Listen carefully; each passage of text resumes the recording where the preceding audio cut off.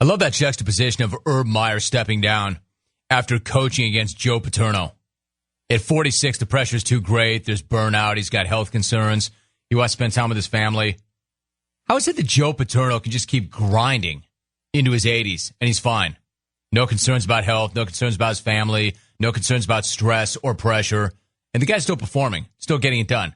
How can that guy keep doing that when other guys in their 40s are suffering heart attacks in season and having to quit? Explain that. What does Joe know that these guys don't know? It's weird. So you've got Joe, and Joe does not do a lot of radio interviews. He's reportedly 83, but who really knows? He probably doesn't even know at this point. I mean, at that age, either you forget or you've been denying it for so long, you probably wouldn't remember. So he's allegedly 83, probably does not do a lot of radio interviews, certainly not a lot of call-ins, and I would not expect that to change after he called into our affiliate in Tampa, 620 WDAE, great station, the sports animal. Now listen to this. You can hear Joe Paterno calling the station, and when you hear something like that, you wonder if maybe it's Rick Astley. I mean, for instance, if somebody were to call ahead to me and say, hey, we've got Joe Paterno, I'd be like, yeah, right. Right, and I'm Gale Sayers.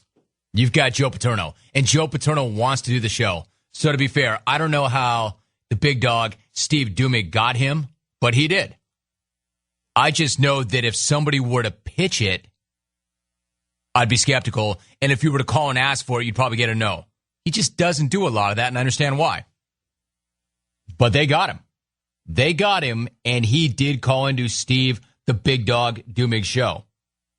You know, now Steve's a big deal down there. He probably could get Joe, I guess, if anybody could. And he did. Got him on the line.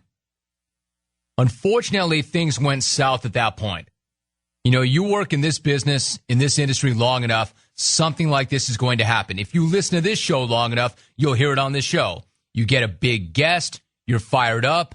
You've probably been looking forward to it since you found out you were going to get it. You wanted to prepare. You went after it. You've promoted it.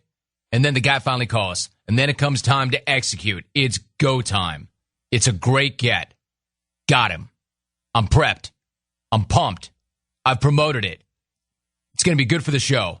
It's going to be good for me. It's going to be good for the listeners. It is go time. Let's do this thing, and then something like this happens. We have the legend who a long time ago sat in my living room recruiting my brother, the head coach of the Penn State University. Hey, you're going to have to speak up. There's a lot of people around here. All right. Well, we welcome you in, Coach. And what I was saying is that you sat in my living room recruiting my brother a long time ago. So I've been a Penn State rooter for a long, long time, being from Philadelphia.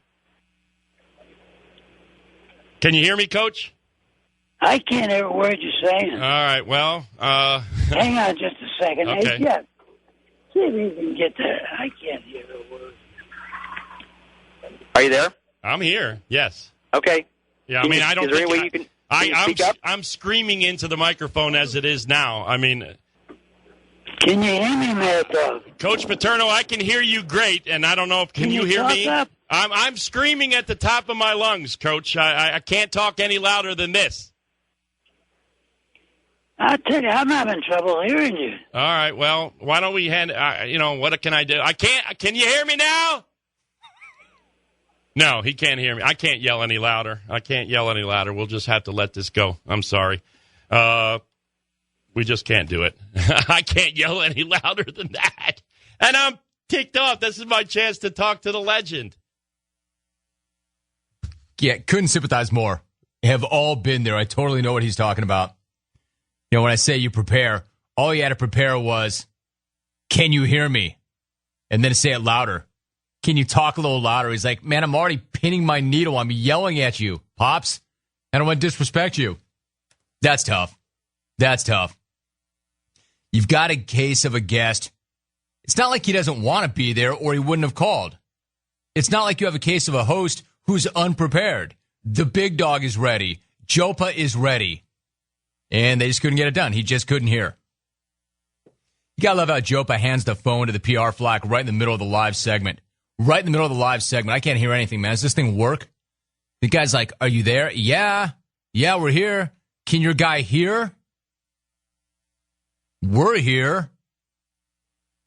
And then he hands the phone back to Jope, and he still can't hear. I like the way the Flax got his back, though. And he asked the big dog, is there any way you can speak up? Yeah, I guess I could with a megaphone.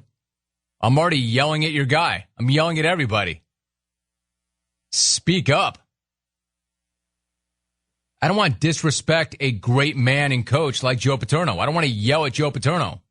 Speak up. I'm already burying the needle. Coach! Can you hear me? What was it like to become the all-time winningest coach?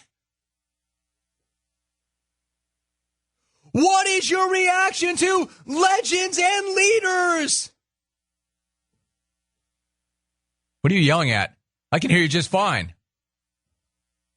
That's a tough break. I can only imagine if that happened on this show. I can only imagine the shade of white that Jay Stu's face would turn if and when that happened on our show. And it will happen soon enough.